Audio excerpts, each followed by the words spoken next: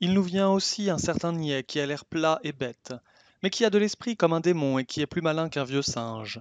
C'est une de ces figures qui appellent la plaisanterie et les nasardes, et que Dieu fit pour la correction des gens qui jugent à la mine, et à qui leur miroir aurait dû apprendre qu'il est aussi aisé d'être un homme d'esprit et d'avoir l'air d'un sot que de cacher un sot sous une physionomie spirituelle. C'est une lâcheté bien commune que celle d'immoler un bonhomme à l'amusement des autres. On ne manque jamais de s'adresser à celui-ci. C'est un piège que nous tendons aux nouveaux venus, et je n'en ai presque pas vu un seul qui n'y donnât. J'étais quelquefois surpris de la justesse des observations de ce fou, sur les hommes et sur les caractères, et je le lui témoignais. C'est, me répondit-il, qu'on tire parti de la mauvaise compagnie, comme du libertinage. On est dédommagé de la perte de son innocence par celle de ses préjugés. Dans la société des méchants, où le vice se montre à masque levé, on apprend à les connaître. Et puis, j'ai un peu lu. Moi, qu'avez-vous lu? Lui, j'ai lu et je lis et relis sans cesse Théophraste, La Bruyère et Molière. Moi, ce sont d'excellents livres. Lui, ils sont bien meilleurs qu'on ne pense. Mais qui est-ce qui sait les lire? Moi, tout le monde, selon la mesure de son esprit. Lui, presque personne. Pourriez-vous me dire ce qu'on y cherche? Moi, l'amusement et l'instruction. Lui, mais quelle instruction? Car c'est là le point. Moi, la connaissance de ses devoirs, l'amour de la vertu, la haine du vice. Lui, moi, j'y recueille tout ce qu'il faut faire, et tout ce qu'il ne faut pas dire. Ainsi, quand je lis l'avare, je me dis sois avare, si tu veux, mais garde-toi de parler comme l'avare. Quand je lis le Tartuffe, je me dis sois hypocrite, si tu veux, mais ne parle pas comme l'hypocrite. Garde des vices qui te sont utiles, mais n'en est ni le ton ni les apparences qui te rendraient ridicule. Pour se garantir de ce ton, de ces apparences, il faut les connaître. Or, ces auteurs en ont fait des peintures excellentes. Je suis moi et je reste ce que je suis. Mais j'agis et je parle comme il convient.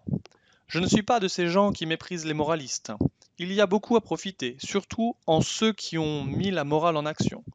Le vice ne blesse les hommes que par intervalles.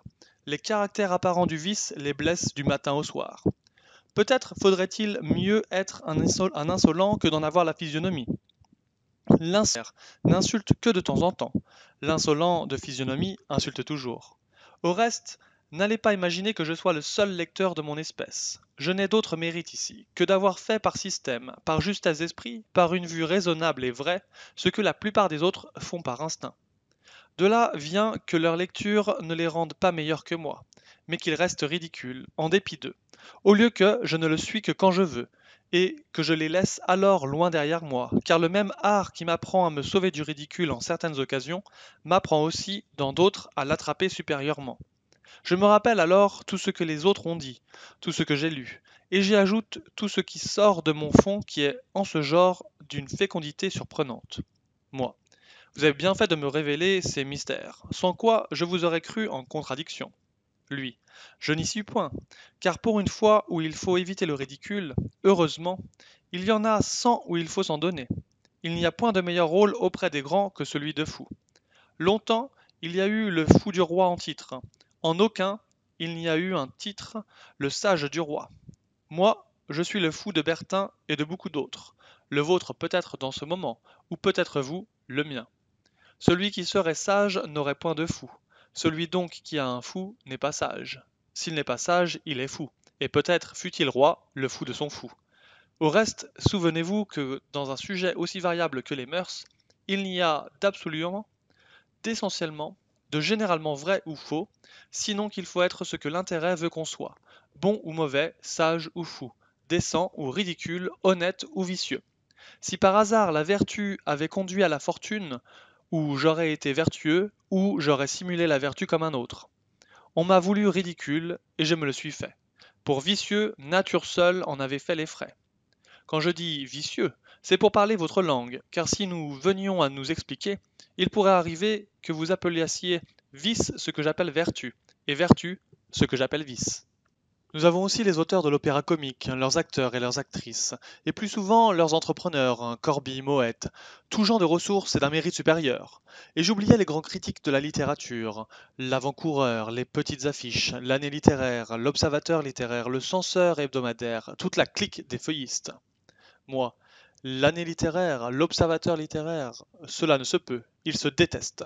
Lui, il est vrai, mais tous les gueux se réconcilient à la gamelle, l'observateur littéraire, que le diable eût emporté, lui et ses feuilles.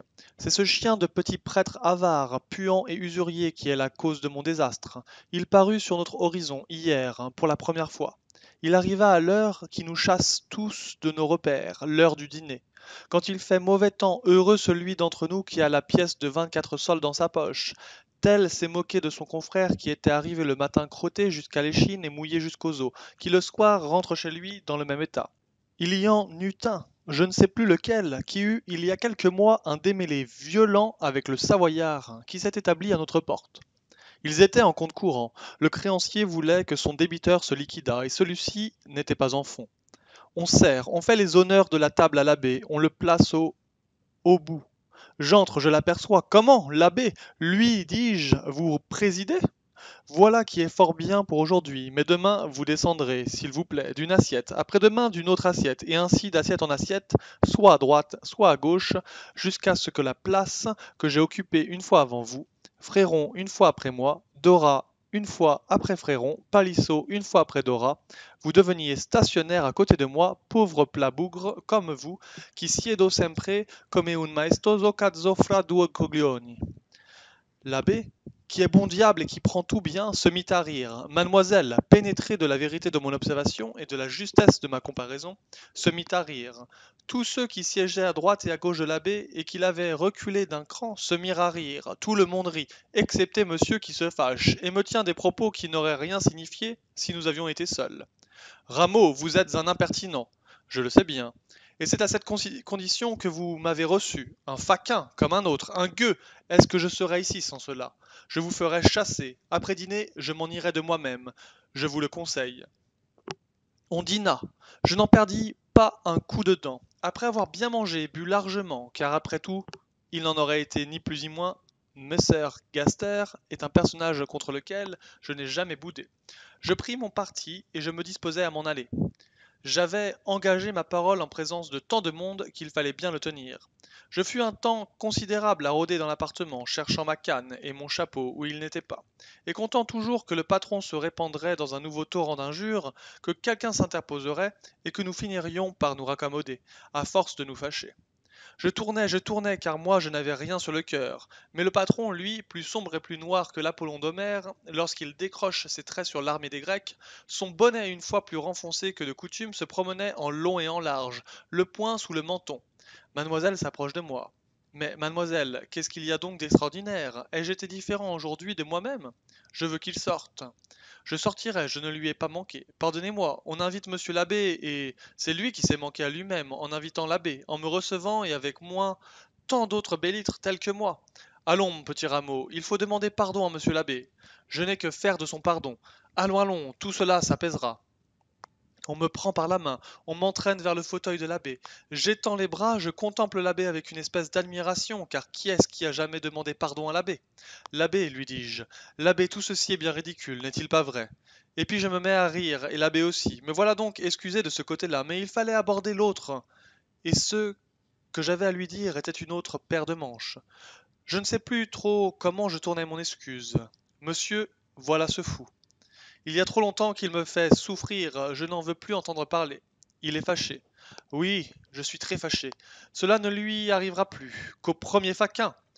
Je ne sais qu'il était dans un de ces jours d'humeur où mademoiselle craint d'en approcher et n'ose le toucher qu'avec ses mitaines de velours, ou s'il entendit mal ce que je disais, ou si je dis mal. Ce fut pis qu'auparavant. Que diable, est-ce qu'il ne me connaît pas? Est-ce qu'il ne sait pas que je suis comme les enfants et qu'il y a des circonstances où je laisse tout aller sous moi? Et puis, je crois, Dieu me pardonne, que je n'aurai pas un moment de relâche. On userait un pantin d'acier à tirer la ficelle du matin au soir et du soir au matin. Il faut que je les désennuie, c'est la condition, mais il faut que je m'amuse quelquefois. Au milieu de cet imbroglio, il me passa par la tête une pensée funeste, une pensée qui me donna de la morgue, une pensée qui m'inspira de la fierté et de l'insolence. C'est qu'on ne pouvait se passer de moi, que j'étais un homme essentiel. Moi, oui, je crois que vous leur êtes très utiles, mais qu'ils vous le sont encore davantage. Vous ne retrouverez pas, quand vous voudrez, une aussi bonne maison, mais eux, pour un fou qui leur manque, ils en retrouveront 100. Lui, 100 fous comme moi! Monsieur le philosophe, ils ne sont pas si communs. Oui, des plats fous. On est plus difficile en sottise qu'en talent ou en vertu. Je suis rare dans mon espèce, oui très rare. À présent qu'ils ne m'ont plus, que font-ils? Ils s'ennuient comme des chiens. Je suis un sac inépuisable d'impertinence. J'avais à chaque instant une boutade qui les faisait rire aux larmes. J'étais pour eux les petites maisons tout entières. Moi, aussi vous aviez la table, le lit, l'habit, veste et culotte, les souliers et la pistole par mois. Lui, voilà le beau côté. Voilà le bénéfice, mais les charges, vous n'en dites mot. D'abord, s'il était bruit d'une pièce nouvelle, quelque temps qu'il fit, il fallait fureter dans tous les greniers de Paris jusqu'à que j'en eusse trouvé l'auteur, que je me procurasse la lecture de l'ouvrage, et que j'insinuasse adroitement qu'il y avait un rôle qui serait supérieurement rendu par quelqu'un de ma connaissance. Et par qui, s'il vous plaît? Par qui? Belle question, ce sont les grâces, la gentillesse, la finesse. Vous voulez dire mademoiselle d'Angeville, par hasard, la connaîtriez-vous? Oui, un peu, mais ce n'est pas elle. Et qui donc? Je nommais tout bas. Elle. Oui, elle, répétai-je un peu honteux, car j'ai quelquefois de la pudeur, et à ce nom répété il fallait voir comme la physionomie du poète s'allongeait, et d'autres fois comme on m'éclatait au nez. Cependant, bon gré mal gré qu'il en eût, il fallait que je m'amenasse mon homme à dîner, et lui, qui craignait de s'engager, réchignait, remerciait. Il fallait voir comme j'étais traité, quand je ne réussissais pas dans ma négociation. J'étais un butor, un sot, un balourd, je n'étais bon à rien, je ne valais pas le verre d'eau qu'on me donnait à boire. C'était bien pis lorsqu'on jouait, et qu'il fallait aller intrépidamment, au milieu des huées d'un public qui juge bien, quoi qu'on en dise, faire entendre mes claquements de mains isolés, attacher le regard sur moi, quelquefois dérober les sifflets à l'actrice, et ouïr chuchoter à côté de soi.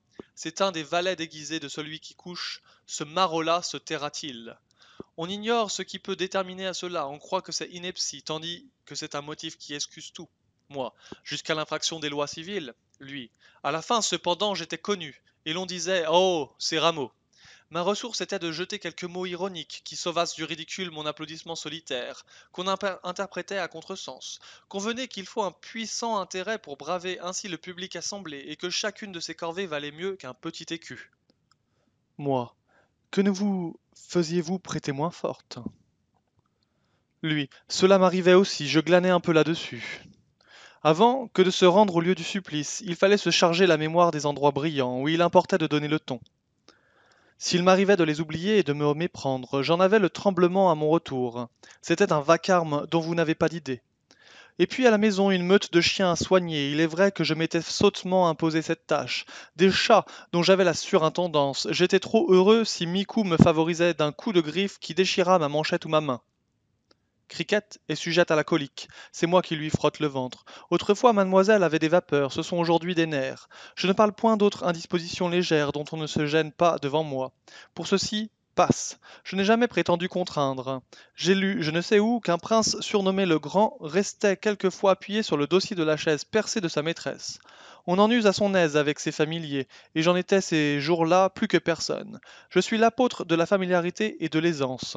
Je les prêchais là d'exemple, sans qu'on s'en formalisât. Il n'y avait qu'à me laisser aller. Je vous ai ébauché le patron. Mademoiselle commence à devenir pesante. Il faut entendre les bons comptes qu'ils en font. Moi, vous n'êtes pas de ces gens-là. Lui, pourquoi non? Moi, c'est qu'il est au moins indécent de donner des ridicules à ses bienfaiteurs, lui. Mais n'est-ce pas pis encore de s'autoriser de ses bienfaits pour avilir son protégé? Moi, mais si le protégé n'était pas vil par lui-même, rien ne donnerait au protecteur cette autorité.